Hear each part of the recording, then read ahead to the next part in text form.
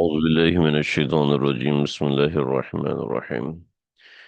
والأنعام خلقها لكم فيها دفع ومنافع ومنها تأكلون. سورة النحل آیت نمبر 5 اللہ کے انعامات کا ذکر ہے دلیل وحی کے طور پر۔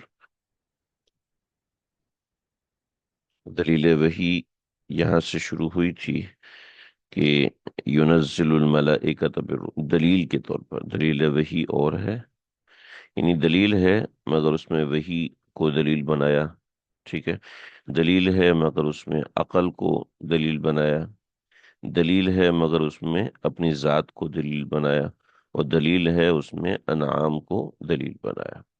تو اس وجہ سے بعض حضرات نے اس کو دلیل انعامی کہہ دیا، بعض حضرات نے دلیل انفسی کہہ دیا، اور بعض نے اس کو دلیل عقلی کہہ دیا۔ ہے اصل میں دلیل، ٹھیک ہے۔ تو ینزل الملائکہ تھا بالروحی پہلی دلیل، خلق السماوات والارض بالحق دوسری دلیل، اور خلق الانسان من نطفہ تیسری دلیل، اور یہاں سے چوتھی دلیل آیت نمبر 5 سے، والانعام خلقها لکم فیہا دفع، چوتھی دلیل ہے۔ یا اللہ، چوتھی دلیل اور دعویٰ کیا تھا؟ سبحانہ و تعالی، جو شرک لوگ کرتے ہیں اللہ تعالیٰ کی ذات اس سے پاک ہے اور بالا تر ہے ان تمام قسم کی غلط چیزوں سے جن کو یہ بطور دلیل مانتے ہیں یا جن کو یہ اللہ کے ساتھ شریک مانتے ہیں۔ دعوی توحید کے اوپر یہ چوتھی دلیل کے اندر تھوڑی سی تفصیل ہے۔ والانعام خلقها لکم، والانعام خلقها، اور پیدا کیا چوپایوں کو تمہارے لیے، ٹھیک ہے۔ اصل میں اگر آپ قرآن مجید کے دوسرے نسخے دیکھیں تو اس کے اندر یہاں پر نا آپ کو ایک چھوٹا سا جیم لکھا ہوا نظر آئے گا، ٹھیک ہے۔ اور اس کا مطلب ہے کہ والانعام خلقہا یہاں پہ آ کے رکنا چاہیے۔ لکم فیہا دفء یہ دوسرا مضمون ہے، یعنی یہ مضمون کا دوسرا حصہ ہے اور وہ مضمون کا پہلا حصہ ہے۔ لکم فیہا دفء ومنافع ومنہا تأکلون وَلَكُمْ فِيهَا جَمَالٌ حِينَ تُرِيحُونَ وَحِينَ تَصْرَحُونَ، اس کے اندر وہ سب چیزیں۔ تو وَالْأَنْعَامَ خَلَقَهَا یہ دلیل ہے، اور پھر اس والانعام کی تشریح ہے لَكُمْ فِيهَا دِفْعٌ، ٹھیک ہے۔ والانعام خلقها اور چوپایوں کو بھی اسی نے پیدا کیا، والانعام اور چوپایوں کو خلقها ان کو پیدا کیا، خلقہ پیدا کیا اس نے پیدا کیا ہا انعام کو، یعنی اسی نے چوپایوں کو پیدا کیا،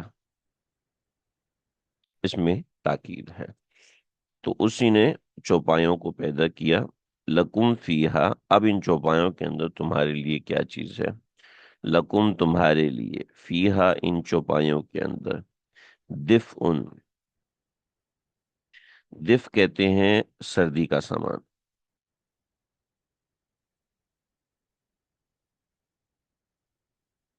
ٹھیک ہے۔ گرمی کے لیے کوئی الگ سے سامان کی ضرورت نہیں ہوتی، لیکن سردی کے لیے الگ سے سامان کی ضرورت ہوتی ہے۔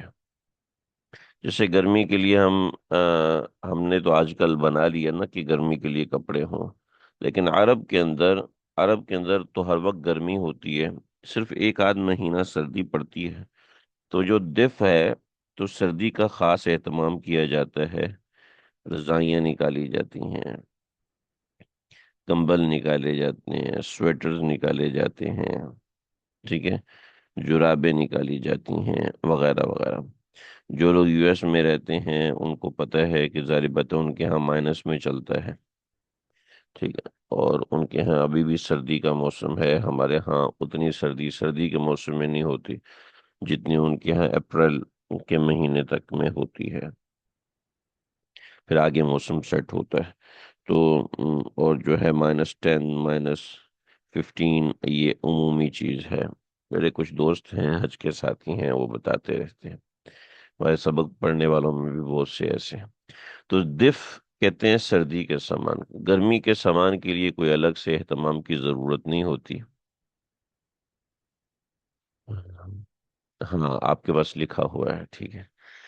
تو گرمی کے سامان کے لیے ضرورت نہیں ہوتی، مگر سردی کا سامان خاص طور پہ چاہیے ہوتا ہے.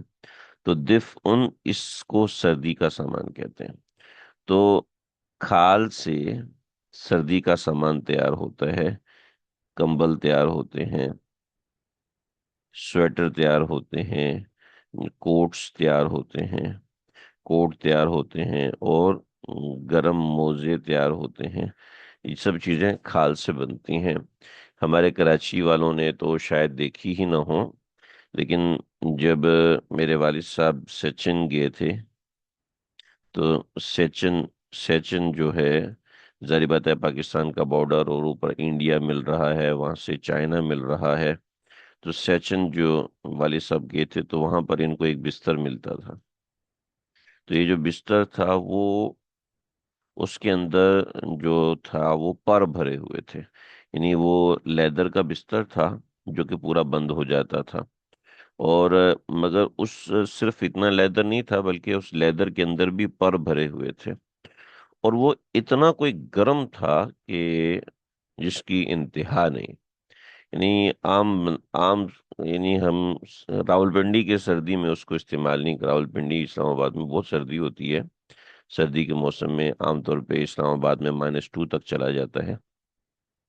ہم اس کو -2 کے اندر استعمال نہیں کر سکتے تھے. تو جو جانوروں کی کھال کی بنی ہوئی چیزیں ہوتی ہیں، وہ لیدر کی چیزیں، وہ خاصی گرم ہوتی ہیں. تو لکم فیہا دفء، اس کے اندر تمہارے لیے سردی کا سامان. تو دفء کو میں خاص طور پر بیان کروں تاکہ یہ لفظ یاد رہ جائے آپ.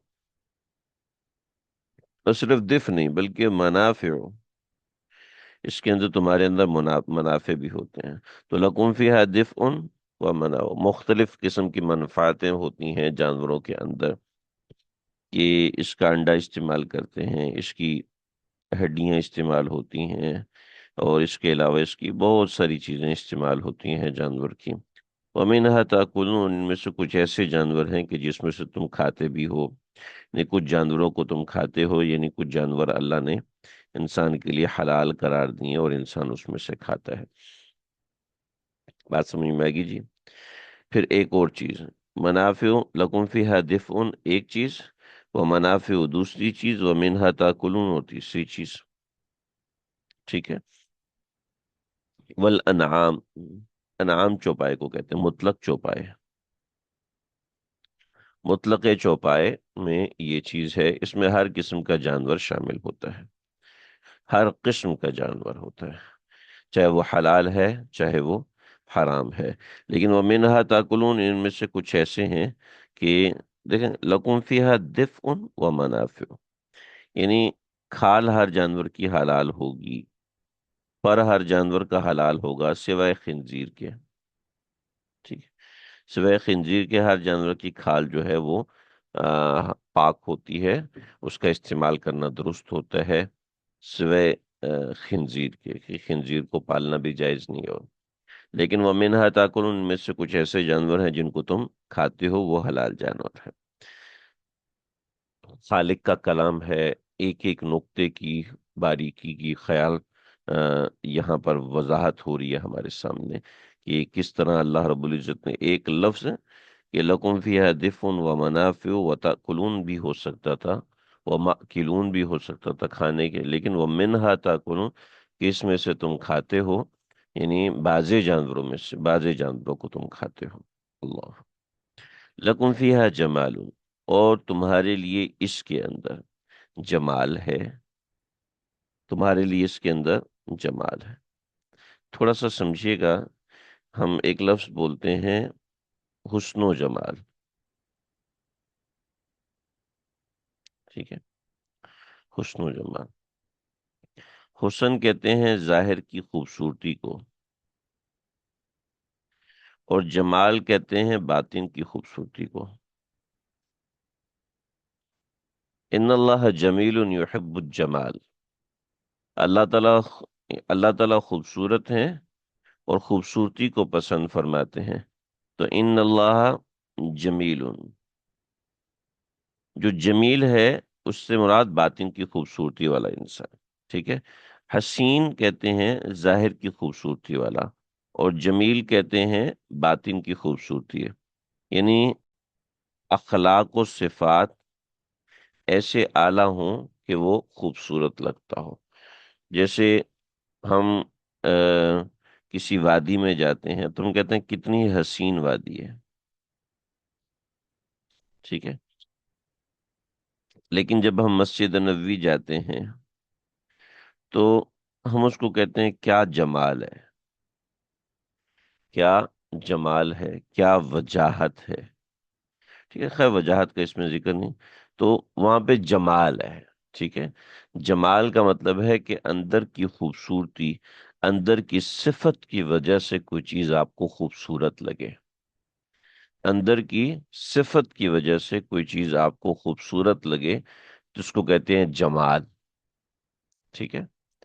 جیسے وَأَحْسَنَ مِنْكَ لَمْ تَرَ قَطُّ عَيْنِي وَأَجْمَلَ مِنْكَ لَمْ تَلِدِ النِّسَاءُ وَأَجْمَلَ مِنْكَ لَمْ تَلِدِ النِّسَاءُ. ٹھیک ہے. وَأَجْمَلَ یہ جمیل کی سپرلیٹو ڈگری ہے. وَأَجْمَلَ یہ جمال کی سپرلیٹو ڈگری ہے اجمل. ٹھیک ہے. جسے ہم کہتے ہیں وَأَحْسَن سب سے زیادہ حسین. تو وَأَجْمل. ٹھیک ہے.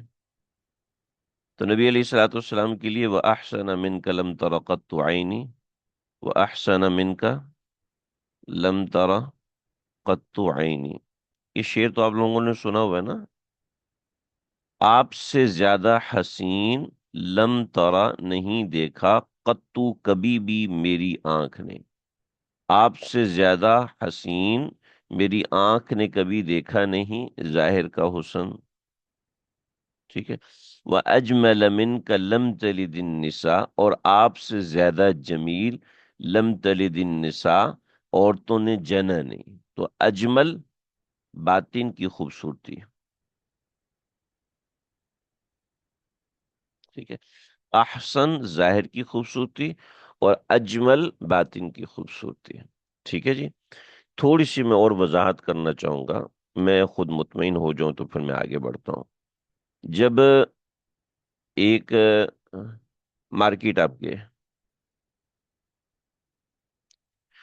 آپ مارکیٹ گئے، وہاں پر بہت سارے لوگ ہیں، بہت سارے لوگ ہیں. تو آپ اس کو کیسے کہیں گے اردو زبان میں؟ تھوڑا سا کہیے، آپ بتائیں. مارکیٹ میں بہت سارے لوگ ہیں، چہل پہل ہے، اور لوگ ماشاءاللہ خریداری کر رہے ہیں، امن کا ماحول ہے اور بڑا اچھا لگ رہا ہے، بڑا خوبصورت ہجوم ہے، رش ہے. ٹھیک ہے. اور آپ کیسے کہیں گے جی؟ بہت بھیڑ ہے. ہاں. جمع غفیر ہے. آپ اس کی تعداد کو بیان کر رہے ہیں. ٹھیک ہے. میں کہہ رہا ہوں کہ آپ اس کی خوبصورتی کو کیسے بیان کریں گے؟ جیسے ایران میں جنگ لگی ہے، وہاں پہ تو ایسا نہیں ہوگا نا. ٹھیک ہے. چہل پہل ہے مارکیٹ میں، بہت رونق ہے. ٹھیک ہے. یہ انہوں نے کہا بہت رونق ہے. ساحل سمندر پہ ویرانہ پڑا ہوا ہے، ساحل سمندر پہ رونق ہے. یہ جو رونق ہے نا، یہ جو رونق ہے یہ اس کا جمال ہے، اس کی خوبصورتی ہے. ٹھیک ہے. رونالڈ، رونالڈ پتہ نہیں اس کا کیا مطلب ہوتا ہے انگلش میں، یعنی رونق ہی ہوگا شاید اس کے مطلب. تو اس کو کہتے ہیں جمال. ٹھیک ہے. یہ جو کہ آگے لفظ استعمال ہونا ہے تو اس لیے. تو جیسے گھر ہے، گھر خالی پڑا ہوا ہے اور شادی ہو رہی ہے، گھر کے اندر بچے شور مچا رہے ہیں اور چیخم پکار ہے. خواتین کے سیکشن میں میک اپ کی باتیں چل رہی ہیں، مردوں کے سیکشن میں کھانے کی باتیں چل رہی ہیں. تو یہ کیا ہے؟ رونقیں لگی ہوئی ہیں. اور جب سب چلے جاتے ہیں تو کہتے ہیں یہ رونقیں ختم ہو گئی. ٹھیک ہے. تو یہ رونق اس کی خوبصورتی ہے. جی رونقیں بڑھ جاتی ہیں. جمال، اس کو عربی میں کہتے ہیں، اور رونق کو کہتے ہیں جمال. سمجھ رہے جی؟ تو جو کسی چیز کے اندر باطنی خوبصورتی ہوتی ہے اس کو جمال کہتے ہیں جی. گہما گہمی بھی کہہ سکتے ہیں، لیکن عربی میں اس کا نام ہے جمال. تو جمال آپ سمجھے گا کہ کس چیز کا نام ہے، جمال اس چیز کا نام. ٹھیک ہے. وَلَكُمْ فِيهَا جَمَالٌ، تمہارے لیے اس کے اندر رونق کا سامان ہے، تمہارے لیے اس کے اندر زینت کا سامان ہے. ٹھیک ہے. تمہارے لیے اس کے اندر رونق کا سامان ہے. بعض ہمارے اکابرین نے ترجمہ کیا ہے رونق و آبرو.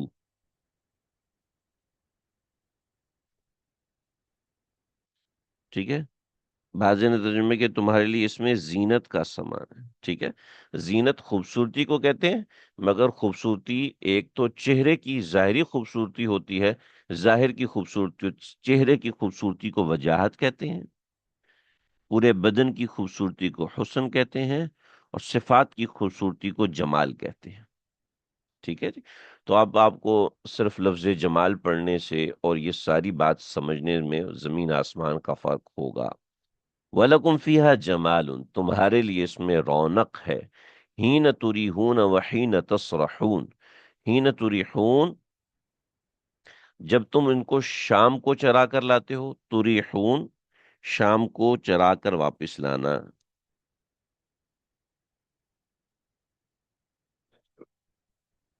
شام کو چرا کر واپس لانا تُرِیحُون.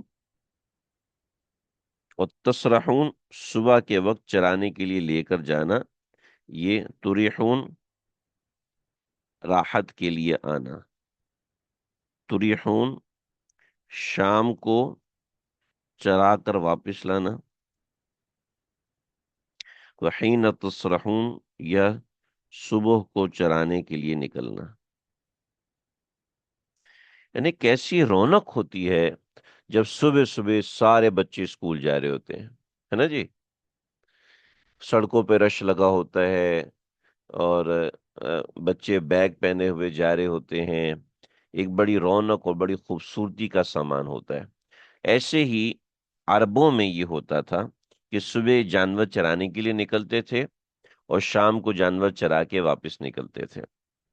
بہت مرتبہ ایسے ہوتا ہے کہ میں جب یہاں ہم کراچی سے نکلتے ہیں والد صاحب سے ملاقات کے لیے، والدین سے ملنے کے لیے، بہن بھائیوں سے ملاقات کے لیے جاتے ہیں جب ہم یہاں سے، تو اس وقت یہ ہوتا ہے کہ ہم جو ہے صبح صبح نکلتے ہیں تو بہت ساری بھینسیں، گائے ہمارا راستہ روکتے ہیں کہ وہ راستے میں دیہات وغیرہ آتا ہے. تو یہ بہت سا میک اپ بھی جانوروں کی چیزوں سے بنتا ہے، وہ مراد نہیں. منافعوں کے اندر وہ مراد ہو سکتا ہے. ٹھیک ہے. منافعوں کے اندر وہ مراد ہو سکتا ہے. تو ایسے ہی جہاں پر لوگ جانوروں کے ساتھ رہتے ہیں وہ عام طور پر اس طرح کرتے ہیں کہ صبح کے وقت جانوروں کو چرانے کے لیے نکل جاتے ہیں، اور شام کے وقت جانوروں کو چرا کے واپس آتے ہیں.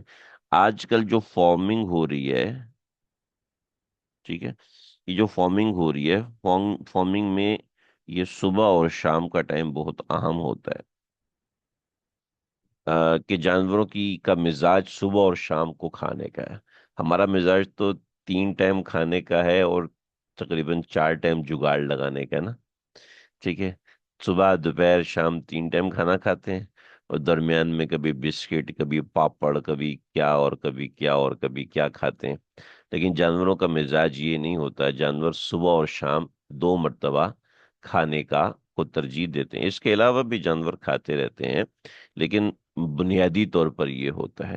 تو جانور صبح اور شام جو ہے وہ حین تریحون و حین تصرحون. لیکن میرے خیال میں اس کے اوپر بہت ساری باتیں لکھی گئی ہیں، لیکن میرے خیال میں اصل میں یہ انتظامی طور پر عربوں میں یہ ہوتا تھا. تو اللہ رب العزت نے اس کو اس اعتبار سے ذکر فرما دیا. چرواہے عام طور پر صبح نکلتے ہیں اور شام کو آتے ہیں. یہی ہوتا ہے. سورۃ النازعات کے اندر ایک ایک ایک لفظ ہے فَإِنَّمَا هِيَ زَجْرَةٌ وَاحِدَةٌ. فَإِنَّمَا هِيَ زَجْرَةٌ، کہ قیامت میں ایک زجرہ ہوگی. زجرہ ہوتا ہے کہ پورا دن چرواہا چرواہا صبح کے وقت نکلتا ہے تو جانوروں کو کھولتا ہے اور جانور خود بخود نکل جاتے ہیں، مگر جب واپس آتے ہیں تو وہ ایک زجرہ آواز لگاتا ہے، زوردار ایک لمبی آواز لگاتا ہے۔ اس لمبی آواز سے سارے کے سارے جانور واپس اکٹھے ہو جاتے ہیں اور پھر اس کے پیچھے چلنا شروع ہو جاتے ہیں اور چلتے چلتے اپنے مقام پہ واپس آ جاتے ہیں۔ تو فَإِنَّمَا تو قیامت کے دن زجرہ ہوگی، یعنی ایک آواز ہوگی کہ جس کی وجہ سے سارے لوگ جو ہے وہ میدان حشر کی طرف رواں دواں ہو جائیں گے۔ تو وہ واپسی پہ ایک زجرہ لگاتا ہے جس سے سارے کے سارے جانور واپس آتے ہیں۔ وَلَكُمْ فِيهَا جَمَالٌ حِينَ تُرِيحُونَ وَحِينَ تَصْرَحُونَ، جب شام کو چرا چرا کر لاتے ہو اور جب صبح چرا کر لے جاتے ہو تو اس میں تمہارے لیے ایک زینت کا سامان ہے، ایک خوبصورتی کا سامان ہے۔ یہ دیکھیے یہاں پر تھوڑی سی میں نے اس میں کچھ چیزیں لگائی ہوئی ہیں، اگر آپ کو یہ تھوڑا سا نظر اراحا غنمہ، ردھا الی منزلہا مساء، شام کے وقت واپس آ جانا، یہ شام کا منظر بنایا ہوا ہے، تصویریں بلر کی ہوئی ہیں تو یہ کہ ردھا الی منزلہا مساء، شام کے وقت واپس آنا، اور اسرحا تسرحون، اسرحا کہ اخرجہا الی المرعى، چراگاہ کی طرف نکلنا، ٹھیک ہے جی۔ ہین تریحون، ہین تریحون وحین تسرحون، تریحون یہ تصویر ہے اس کی، اور تسرحون یہ تصویر ہے۔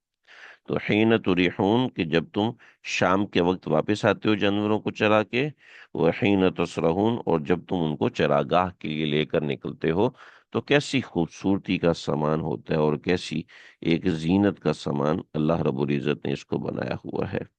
تو اس کے اندر اللہ نے ایک زینت رکھی ہے، ایک خوبصورتی رکھی ہوئی ہے، اس کو بیان فرمایا۔ اس کے بعد اگلی آیت مبارکہ کے اندر یہ چیز سمجھائی ہے کہ جانوروں کے اندر اللہ رب العزت نے جو معاملات رکھے، وَتَحْمِلُ أَثْقَالَكُمْ إِلَى بَلَدٍ لَمْ تَكُونُوا بَالِغِيهِ، اوپر ہم نے کتنے فائدے پڑھے تھے؟ ہم نے اوپر وَالْأَنْعَامَ خَلَقَهَا لَكُمْ فِيهَا دِفْءٌ نمبر 1، وَمَنَافِعُ نمبر 2، وَمِنْهَا تَأْكُلُونَ نمبر 4، نمبر 5 وَلَكُمْ فِيهَا جَمَالٌ، اور نمبر 6 یہاں سے وَتَحْمِلُوا أَثْقَالَكُمْ إِلَى بَلَدٍ لَمْ تَكُونُوا بَالِغِيهِ، وَتَحْمِلُوا أَثْقَالَكُمْ اور یہ جانور تمہارا بوجھ اٹھاتے ہیں، إِلَى بَلَدٍ اس شہر تک، لَمْ تَكُونُوا بَالِغِيهِ جس تک تم نہیں پہنچ سکتے، الا مگر یہ کہ بِشِقِّ الْأَنفُسِ اپنے اوپر سختی کر کے، تکلیف کے ساتھ، مشقت کے ساتھ تم وہاں تک پہنچ سکتے ہو۔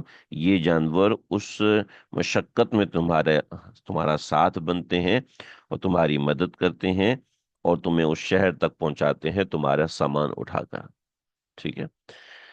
وَتَحْمِلُ أَثْقَالَكُمْ اور اٹھا کر لے کے جاتے ہیں، اسقالکم تمہارے بوجھ کو، تمہارے سامان کو، الا بلدن اس شہر تک، لم تکونوا بالغیہ جس تک تم نہیں پہنچ سکتے، الا بشق الانفس مگر یہ کہ مشقت کے ساتھ۔ کیا ہے کہ جانور کے پیچھے ایک ریڑھی لگا دی جاتی ہے اور اس کے اوپر سامان لاد دیا جاتا ہے، تو جانور جب چلتا ہے تو جانور پہ بوجھ نہیں آتا، جانور بڑی آرام سے اس کو لے کے چلا جاتا ہے۔ ہاں پھر ایک وقت کے بعد پھر اس کو کھینچنا مشکل ہو جاتا ہے۔ تو یہ ان ربک لرؤوف الرحیم، تو یہ انسانوں کے نفع کے لیے اللہ رب العزت نے بنائے ہیں۔ آج کل یہ ایک عجیب سا ہندوؤں نے اور اہل کفر نے ایک ترتیب بنائی ہوئی ہے کہ جانوروں کو انسانوں کے برابر قرار دیا ہوا ہے، حالانکہ وہ خود جانوروں کو انسانوں کے برابر قرار نہیں دیتے، مگر صرف پروپوگیٹ کرتے ہیں کہ جانوروں کو تکلیف نہیں ہوتی ہے، جانوروں کو پریشانی نہیں ہوتی، جو اسلام یہ کہتا ہے کہ جانوروں کو کاٹ کر کھاؤ، ذبح کر کے کھاؤ، تو جانوروں کو بھی تو تکلیف ہوتی ہے۔ تو اگر صرف اس تکلیف کی بات کی جائے تو دیکھیے کچھ چیزیں ایسی ہوتی ہیں، یہ ہمارے ڈائریکٹ موضوع سے متعلق نہیں ہے، لیکن دیکھا جائے تو یہ ہمارے موضوع سے براہ راست تعلق رکھتا ہے۔ لکم فیہا منافع، دف، ٹھیک ہے، اور تأکلون، ٹھیک ہے، اور رونق، ٹھیک ہے، اور پھر کیا ہے، وزن اٹھانا.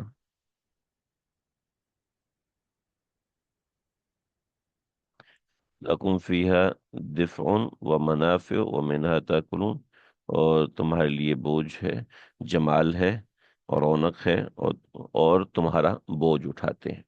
ٹھیک ہے، یہ جانور انسان کے مددگار. جی ان کو بھی تو تکلیف ہوتی ہے، تو ان کو کھانا، یہ تو کچھ سمجھ میں نہیں آتی. جس سے کہ ایک بڑی ہندو لابی جو ہے وہ اسی نظریے کے تحت کرتے ہیں، مگر مچھلی وہ بھی کھاتے ہیں. ہے، مچھلی وہ بھی کھاتے ہیں. کیوں؟ نہیں، وہ تو کہتے ہیں ہم سور بھی نہیں کھاتے نا.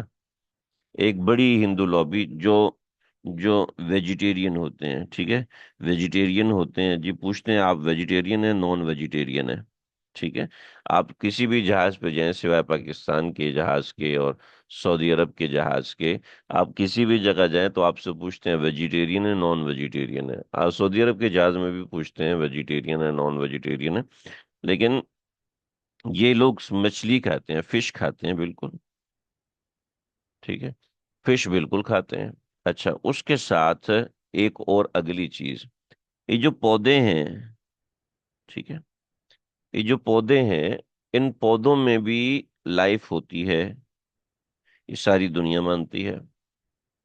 ہر پودے میں لائف ہوتی ہے، ٹھیک ہے، اور ہر پودے میں کانشیسنیس بھی ہوتی ہے.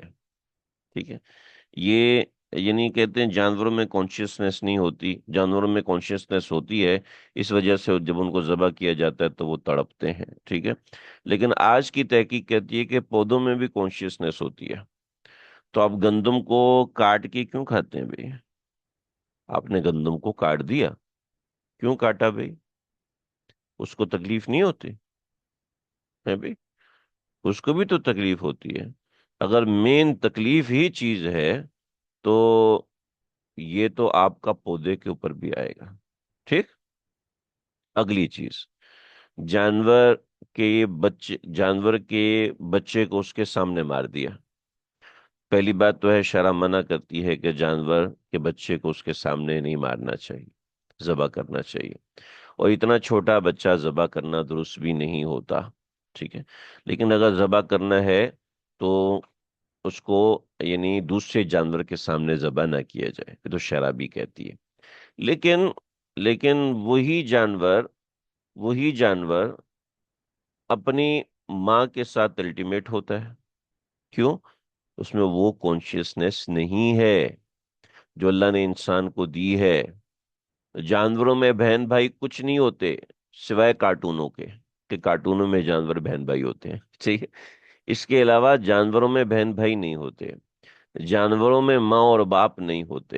ان میں اللہ نے وہ عقل نہیں رکھی، وہ شعور اور وہ کانشیسنیس نہیں رکھی جو ایک فیملی میں ہوتی ہے. ہاں، تو ایک فیملی میں جو کانشیس ہوتی ہے وہ نہیں ہو، جانوروں میں وہ نہیں ہوتی. جانوروں کو کھانے کے لیے استعمال نہ کیا جائے تو جانور زیادہ ہو جائیں گے؟ نہیں، ایسی بات نہیں ہے. یہ عقلی دائرہ کار نہیں ہے، عقلی دائرہ کار یہ ہے. ٹھیک ہے، ورنہ تو ہم کتا بھی نہیں کھاتے نا، تو کتے کیوں زیادہ نہیں ہوتے ہیں؟ ٹھیک ہے، ہم گدھوں کو بھی نہیں کھاتے تو پھر گدھے زیادہ کیوں نہیں ہوتے ہیں؟ یہ بات نہیں ہے. ٹھیک ہے، بات ایسی کرنی چاہیے جو کہ عقلی بنیادوں پر آتی ہو.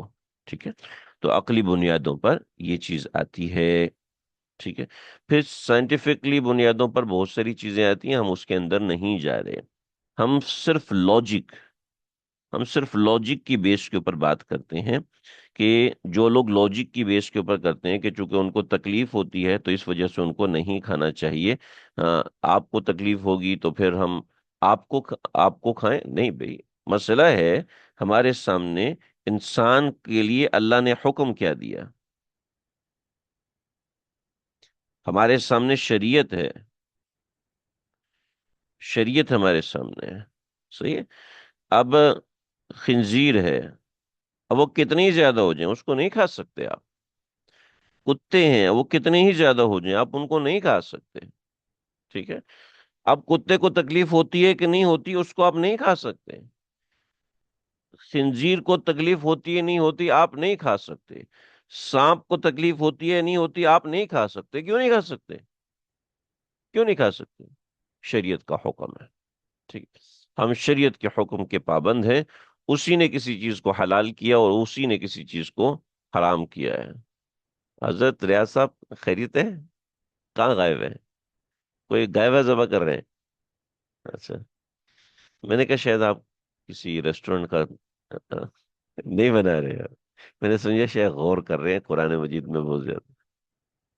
اچھا جی، تو تو اللہ رب العزت نے جن چیزوں کے حوالے سے میں صرف ان چیزوں کی بات کروں کہ قرآن مجید میں یہ جو چیزیں ہیں کہ جانوروں کو انسان کے لیے اللہ نے تابع بنایا ہے، تابع بنایا ہے، اس کے اوپر موجودہ زمانے میں بہت سارے، یعنی ایک بڑی کثرت سمجھ لیں، اس وقت دنیا کے اندر سمجھ لیں 30 to 40% وہ لوگ ہیں جو کہ ویجیٹیرین ہیں، ٹھیک ہے؟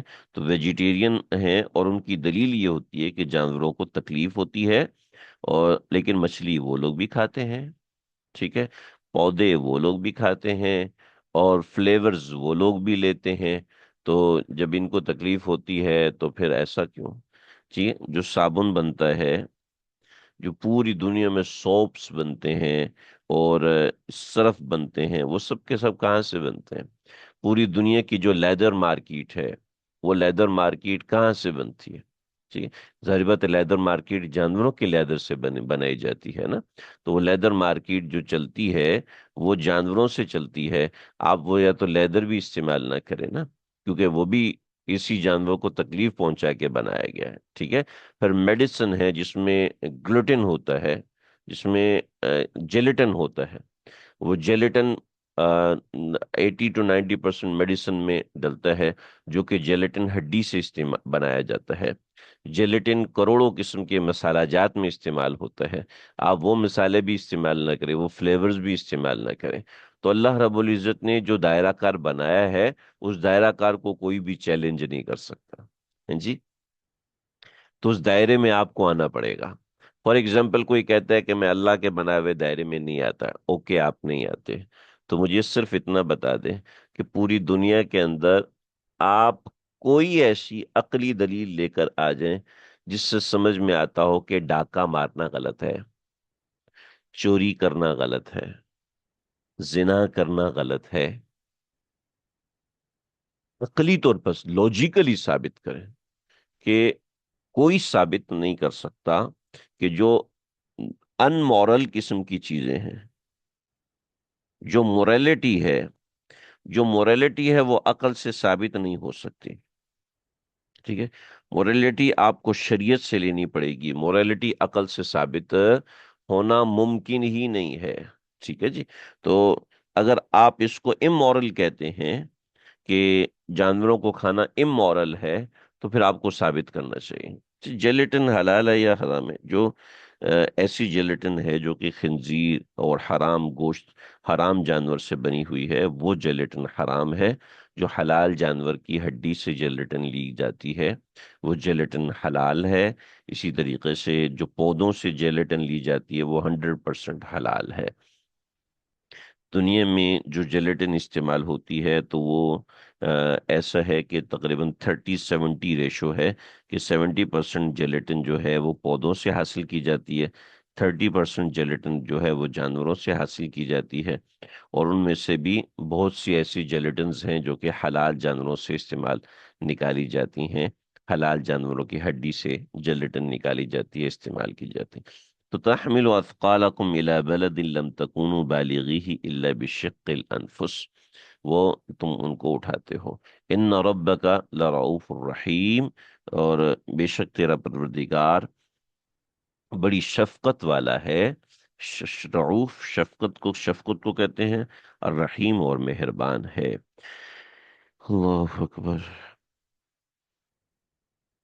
والخیلا، اور گھوڑے، والبغالا اور خچر، والبغالا اور خچر، والحمیرہ اور گدھے، یہ کس لیے ہیں؟ لِتَرْكَبُوہا، تاکہ تم ان سے ان کے اوپر سواری کرو، وزینہ، اور تاکہ تم ان سے زینت حاصل کرو، ٹھیک ہے، تم ان کے لیے زینت حاصل کرو۔ تو والخیل والبغال والحمیر لترکبوہا وزینہ، یہ سواری کے لیے، چنانچہ سواری اچھی ہونی چاہیے، شرع میں یہ مطلوب ہے۔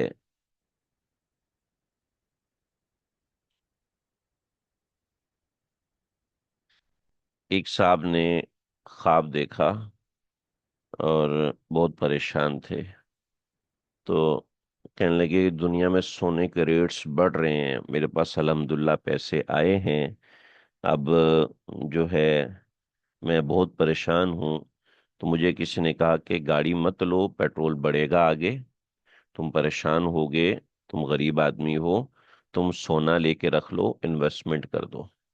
تو میں نے کہا استخارہ کرتا ہوں، استخارہ کیا تو میں نے دیکھا کہ میں گدھے پر سوار ہوں، تو مجھے سمجھ میں آیا کہ میں جو گاڑی خریدنے کا سوچ رہا ہوں میں حماقت کر رہا ہوں، تو اس لیے میں سونے میں انویسٹ کرنے لگا ہوں۔ تو میں نے کہا بھئی میرے حساب سے والخیل والبغال والحمیر لترکبوہا کا لفظ ہے، تو اس کا مطلب ہے کہ آپ کو اشارہ ملا ہے کہ آپ کو گاڑی خریدنی چاہیے، لترکبوہا، سواری لینی چاہیے۔ انہوں نے کہا کہ نہیں حضرت، گدھا تو حماقت کی علامت ہے۔ میں نے کہا آپ کو کس نے کہا؟ کہنے لگے مجھے میرے دل میں آیا۔ میں نے کہا وہی مسئلہ ہے نا، خواب کی تعبیر آپ اپنے پیٹ سے نکالنی تو مجھ سے کیوں پوچھ رہے ہیں؟ جائیں آپ۔ کیا ہوا پھر؟ پتہ کیا ہوا جی؟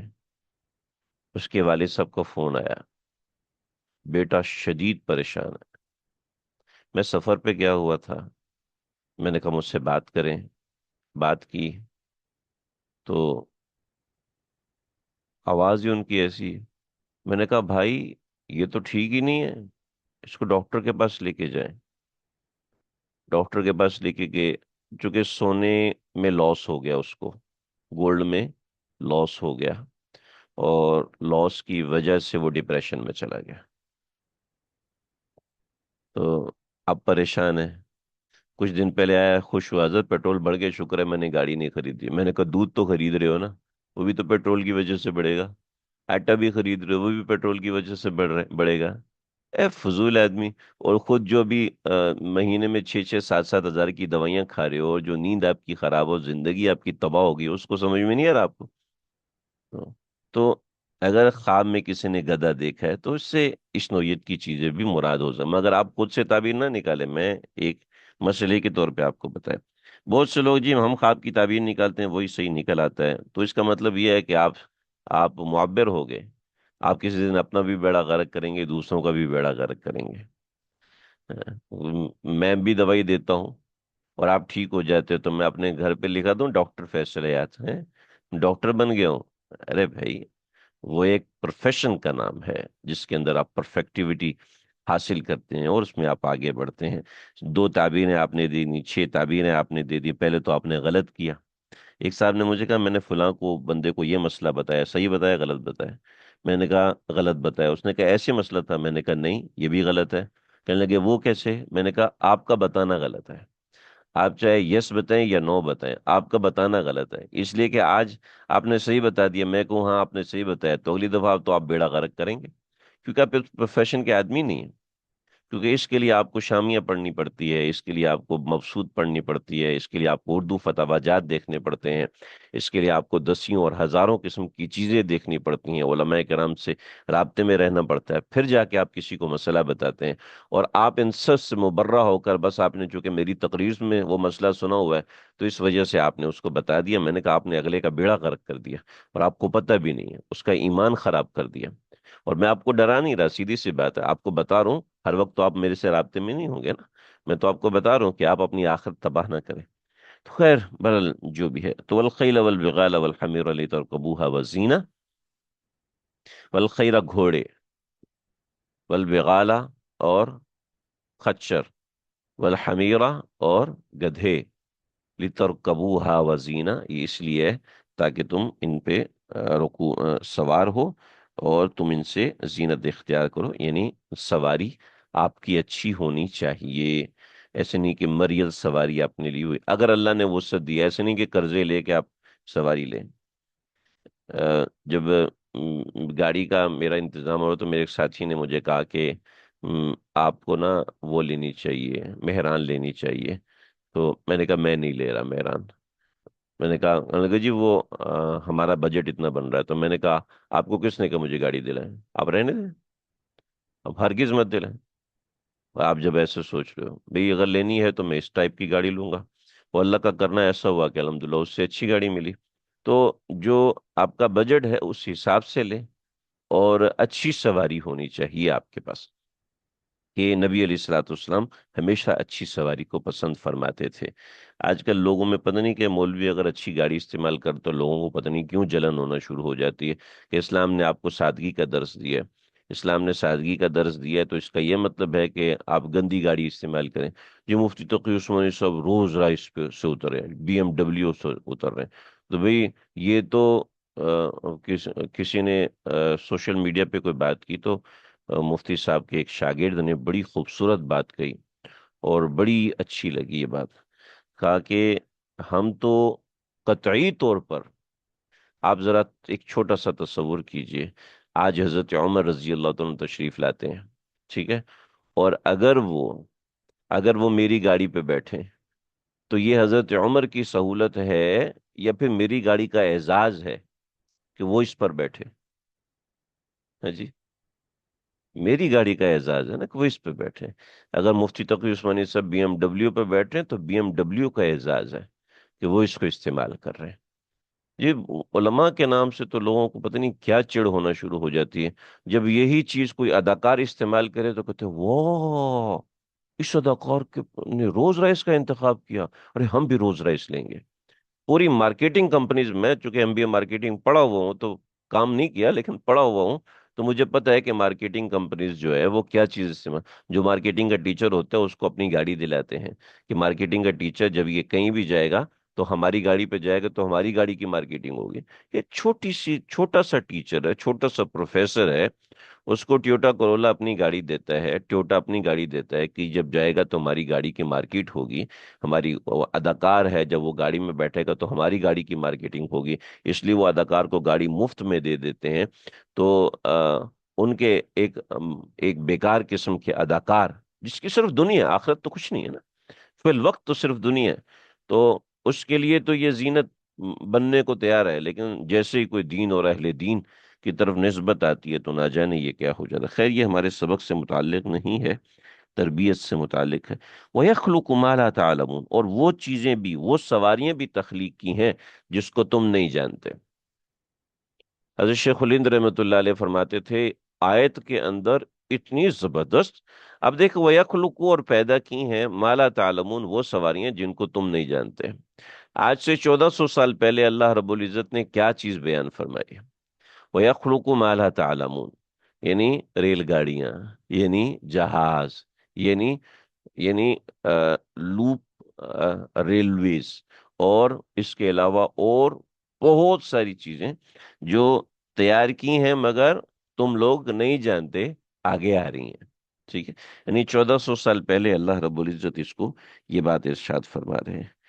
اس کے ساتھ میں نے چھوٹی سی ایک وضاحت لکھی ہے، وہ بڑی ضروری ہے، سمجھ لینا۔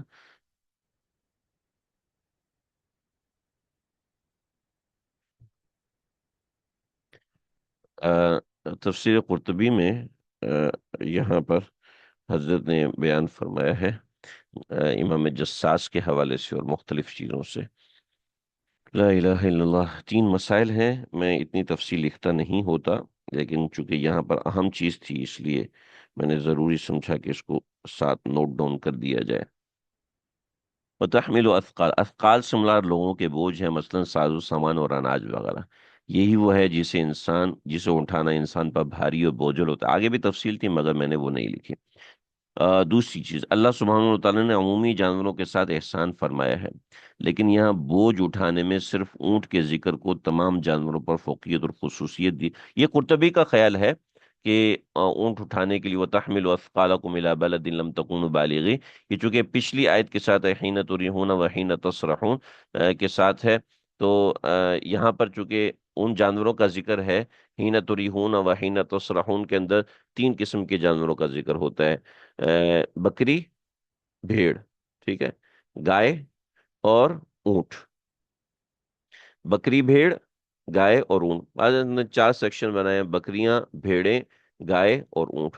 کیونکہ بھیڑ کے اندر دمبے بھی شامل ہوتے ہیں تو اس وجہ سے تو سمجھ لیں چار قسم کے جانور ہیں۔ تو بکری، بھیڑ، صنف میں بکری اور بھیڑ ایک ہی ہوتا ہے، گائے اور بھینس ایک ہی ہوتا ہے، لیکن سمجھانے کے لیے بتایا تو بکریاں، بھیڑیں، گائے اور اونٹ، ٹھیک ہے۔ اور پھر وَتَحْمِلُ أَثْقَالَكُمْ اگلی آیت میں آیا، تو اس کا کیا مطلب ہوا؟ اس کا مطلب ہوا کہ ان چاروں قسم کی جانوروں میں اونٹ جو ہے وہ بوجھ اٹھانے کے لیے استعمال ہوتے ہیں، اور آگے والخیل والبغال والحمیر لترکبوها یہ براہ راست سوار ہونے کے لیے استعمال ہوتے ہیں، ٹھیک ہے، براہ راست سوار ہونے کے لیے استعمال ہوتے ہیں۔ تو یہاں پر خاص طور پہ اونٹ کا ذکر کیا، کیونکہ بکریاں چرنے کے لیے اور ذبح کے لیے، گائے ہل جوتنے کے لیے اور دودھ دینے کے لیے، اور اونٹ بوجھ اٹھانے کے لیے اور دودھ اور گوشت دینے کے لیے استعمال ہوتے ہیں۔ کچھ چیزیں میں نے اپنی وضاحت کے صحیح مسلم میں حضرت ابو ہریرہ سے روایت ہے، اور بیان کیا کہ رسول اللہ صلی اللہ علیہ وسلم نے فرمایا کہ اس اسنا میں ایک آدمی اپنے گائے ہانک کر لے جا رہا تھا، اس نے اس گائے پر بوجھ لاد دیا، تو وہ گائے اس شخص کی طرف متوجہ ہوئی اور کہا: بلا شبہ مجھے اس لیے نہیں پیدا کیا گیا، بلکہ مجھے تو ہل جوتنے کے لیے پیدا کیا گیا ہے۔ تو لوگوں نے تعجب اور گھبراہٹ کی حالت میں کہا کہ سبحان اللہ، کیا یہ گائے بھی باتیں کرتی ہے؟ یہ روایت تھی جو میں آپ کو سنانا چاہتا تھا۔ تو رسول اللہ صلی اللہ علیہ وسلم نے ارشاد فرمایا: بے شک میں، ابو بکر اور عمر اس کی تصدیق کرتے ہیں۔ تو یہ حدیث اس بات پر دلیل ہے، میں، ابو بکر اور عمر اس کی تصدیق کرتے ہیں۔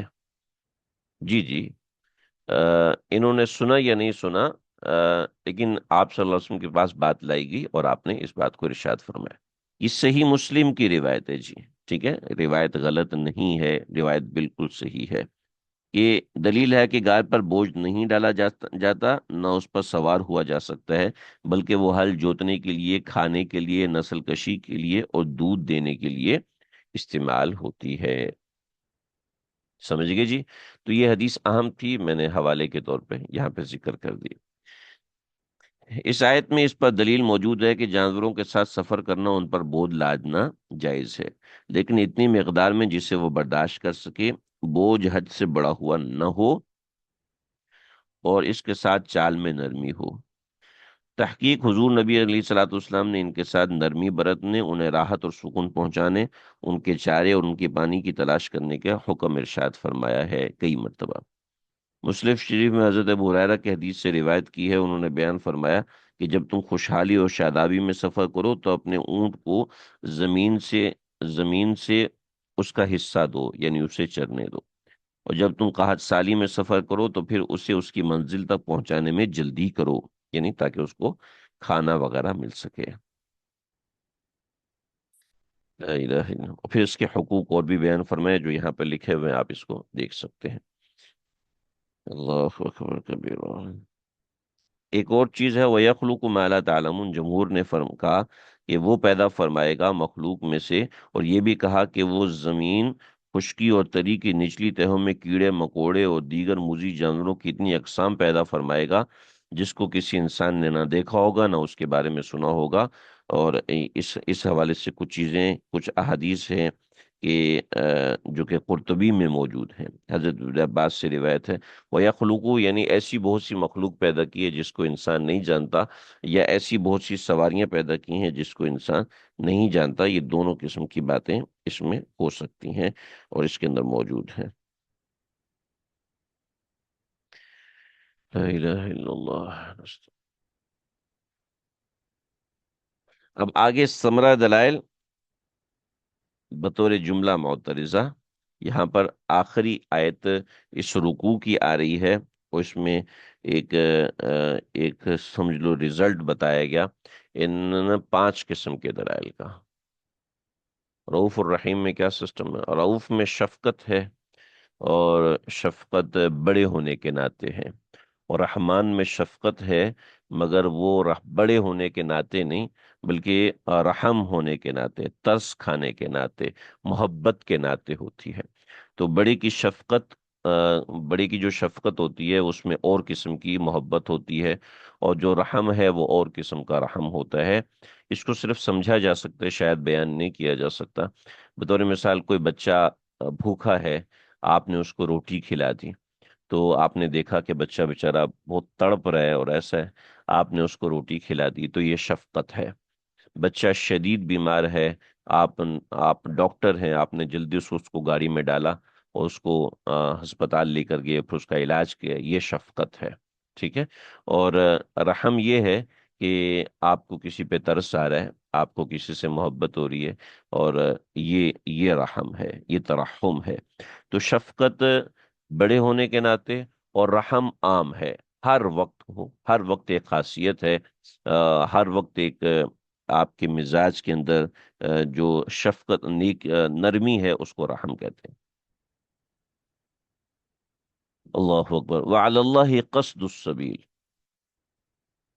اور اللہ تک پہنچتا ہے سیدھا راستہ، اللہ تک پہنچتا ہے سیدھا راستہ، اور بازے ٹیڑھے راستے بھی، بازے راستے ٹیڑھے بھی ہیں، ومنہا جائر، اور بازے راستے ٹیڑھے بھی ہیں، وعلی اللہ قصد السبیل، اور اللہ تک پہنچتا ہے سیدھا راستہ۔ تو اس کا ترجمہ کرنے میں تھوڑی سی ہم تبدیلی کریں گے، اپ اینڈ ڈاؤن کریں گے۔ ومنہا جائر، راستوں میں سے بہت سے راستے ہیں جو کہ ٹیڑھے ہیں، وعلی اللہ قصد السبیل، اور اللہ تک سیدھا راستہ پہنچتا ہے۔ ٹھیک ہے۔ لیکن وہ منہا جائر، جو منہا بعد میں ذکر کیا تاکہ ہا ضمیر کو سبیل کی طرف موڑا جا سکے، اس وجہ سے وہ منہا جائر کو بعد میں ذکر کیا۔ وہ منہا جائر، راستوں میں سے بہت سے راستے ٹیڑھے ہیں، اور اللہ تک سیدھا راستہ پہنچتا ہے، اور اللہ تک سیدھا راستہ پہنچتا ہے، اور راستوں میں سے، ہاں جی، بہت سے راستے ٹیڑھے ہیں۔ ٹھیک ہے جی، راستوں میں سے بہت یہ جملہ معترضہ ہے، یعنی اس کا مقصد یہاں پر لانے کا یہ ہے کہ یہ جو دلائل ہیں یہ ہماری آ، توحید کے دلائل ہیں، مگر لوگ انہی دلائل کو غلط استعمال کرتے ہیں، اور ان کو منفی استعمال کرتے ہیں، اور ان سے عبرت اور سمجھ حاصل نہیں کرتے، یعنی انہی جانوروں کو معبود بنا لیتے ہیں، انہی جانوروں کا مس یوز کرتے ہیں، انہی جانوروں کے ذریعے سے گمراہ ہوتے ہیں۔ اللہ اکبر کبیرہ۔ ٹھیک۔ وَلَوْ شَاءَ لَهَدَاكُمْ أَجْمَعِينَ، اگر اللہ چاہتا تو سب کو ہدایت دیتا، لیکن اللہ نے اپنی چاہت کو انسان کے اختیار کے اوپر چھوڑ دیا، انسان کی عقل پہ چھوڑ دیا، انسان کی فہم پہ چھوڑ دیا۔ وَلَوْ شَاءَ لَهَدَاكُمْ أَجْمَعِينَ، اگر اللہ چاہتا تو تم سب کو ہدایت سب کو ہدایت، لَهَدَاكُمْ أَجْمَعِينَ، کہ تم سب کو ہدایت دے دیتا، لیکن اللہ رب العزت نے ہدایت کو انسان کے اختیار کے ساتھ جوڑا ہے، فہم کے ساتھ جوڑا ہے۔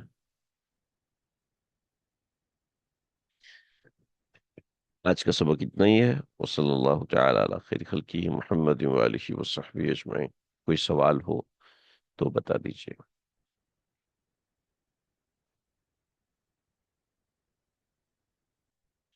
تو سانپ کو زیادہ تر چائنا میں ہے، اور انڈیا میں بھی بہت زیادہ ہے، اور گائے کو تو انڈیا میں بہت زیادہ گاؤ ماتا مانی جاتی ہے، اس کا پیشاب تک پیتے ہیں۔ اب جب بچہ پیدا ہوتا ہے تو گائے کے پیشاب میں بچے کو غسل دیتے ہیں۔ اللہ اکبر، استغفر اللہ، استغفر۔ اور بندر بھی ان کے ہاں معبود ہے۔ ٹھیک ہے۔ ان کے جتنے بھی وشنو گروہ ہیں یا جو بھی ہیں، ان سب کی شبیہ بندر کی شکل کی بنی ہوئی، اور اس کی لمبی اتنی دم بھی ہوتی ہے، تو یہ بندر کو وہ بناتے ہیں۔ اور کسی کے ذہن میں کوئی اور ہو، میرے ذہن میں تو یہ تین ہے۔ جنت میں اللہ کا روز دیدار ہوگا، یا بس جمعے کو یہ ایک دن میں بار بار ہو سکتا ہے۔ اللہ اکبر۔ جی، جنت میں اللہ کا دیدار کے لیے جو متعین دن ہے وہ جمعے کا دن ہے، جو حدیث میں آتا ہے کہ جمعے کے دن سب جنتیوں کو اللہ کا دیدار ہوگا۔ لیکن کچھ جنتی ایسے ہوں گے کہ جن کو روز اللہ کا دیدار ہوگا، اور کچھ جنتی ایسے ہوں گے کہ جن کو جس وقت وہ چاہیں گے اس وقت اللہ کا دیدار ہوگا۔ ٹھیک ہے۔ اور وہ عام طور پہ ایسے لوگ جن کی اولادیں نہیں ہوتی، ٹھیک ہے، تو ایسے لوگ وہ ہوتے ہیں جن کو اللہ نے دنیا میں تقسیم ہی نہیں کیا، تو آخرت میں بھی اللہ ایسے لوگوں کو تقسیم نہیں کریں گے۔ یا کچھ ایسے لوگ ہیں جو کہ بہت زیادہ مجاہدے اور ریاضت کی زندگی گزارتے ہیں۔ بشق الانفس کا مطلب ہے مشقت اٹھا کر، مشقت اٹھا کے پہنچتے ہو نا بھائی، تو جانور کے ذریعے سے اب جلدی پہنچ جاتے۔ گاڑی خراب ہو جائے تو انسان کے لیے 10 میٹر کا سفر بڑا مشکل ہو جاتا ہے، اور گاڑی صحیح ہو تو پتہ بھی نہیں چلتا، ایسے ایسے سفر ہو جاتا۔ جی، یہ تو ہے۔ ہاتھی کو بھی معبود مانتے ہیں؟ ہاں جی، ہاتھی کو بھی کچھ لوگوں نے خدا بنایا ہوا ہے۔ جی ہاں، سری لنکا اور ادھر کے علاقوں میں ہاتھی کو خدا مانتے ہیں یہ لوگ، کہ ہاتھی ان کا خدا ہے۔ صحیح بتایا آپ نے، جزاک اللہ خیر۔ ٹھیک ہے جی، آج کا سب میرے خیال اتنا ہی ہے، آپ لوگوں کے سوال مکمل ہو گئے ہیں، کوئی اور سوال ہو تو 1 منٹ میں